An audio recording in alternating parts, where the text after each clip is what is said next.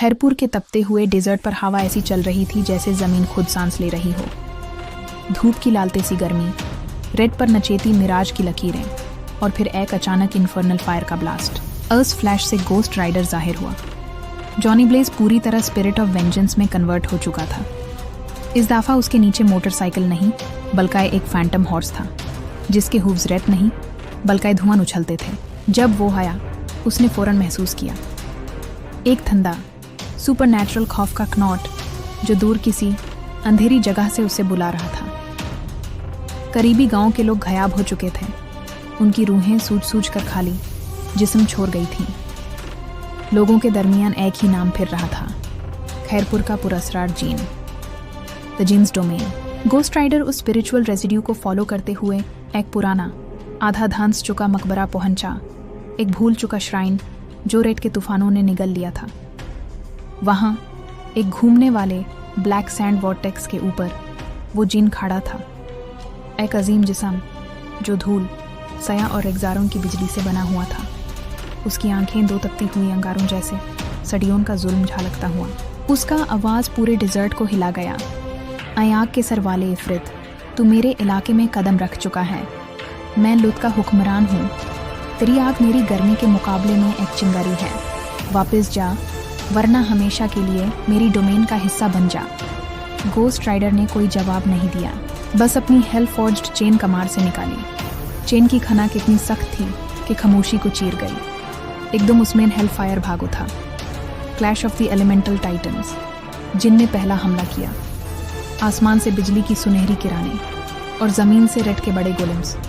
Phantom horse हवा को चीरता हुआ दौड़ रहा था। सनवर्स चेन की आग गोलेम को करती जाती थी और वो हवा में बिखार कर सिर्फ धूल बन जाते। Desert heat versus hell fire, जिनने गोस्ट राइडर को एक इतनी तेज गर्मी के वॉर्टेक्स में लपेट लिया कि इंसानी जिस्म पल में पिघल जाए।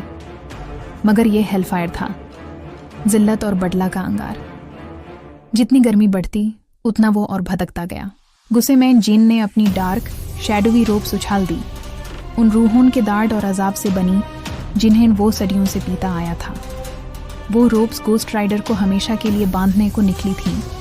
The penance stare ghost rider ने पीछे हटने का सोचा भी नहीं। वो सीधा जिन के चेहरे की तरफ घोड़ा दौड़ाता हुआ आया।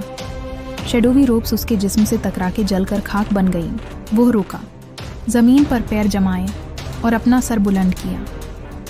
खाली आंखें जो इंसानी गुनाहों का रुख और अजाब अपने अंदर लेकर जल रही थीं, सीधा जीन पर टिक गईं। उसकी आवाज़ एक गहरी, रूह को चीर देने वाली गराराहत थी। मेरी आंखों में देख और वो दाढ़ महसूस कर जो तूने दूसरों को दिया। द पेनेंस स्टेरे एक क़यामत था। जिन जो हमेशा से जुल्म करता आया, अब हर एक कातरे का अजाब महसूस कर रहा था। हर चीख, हर रूह का दर्द, हर मासूम की खौफनाक सांस, सब एक पल में उसके अंदर गरज उठे। जिन चीखा, एक ऐसी चीख जो रेत के फैसलों को दरार देती गई। उसका जिस्म झटकों में टूटने लगा। हवा, धूल और सया एक दूसरी से जुटकर फिर बिखरने लगा। आखिर में वो एक साफ, बेदार्ड हवा का झोंका बनकर डेजर्ट में गुम हो गया। डॉन ओवर खैरपुर जमीन ने सुकून का सांस लिया। कैद रूहें आज़ाद हो गईं।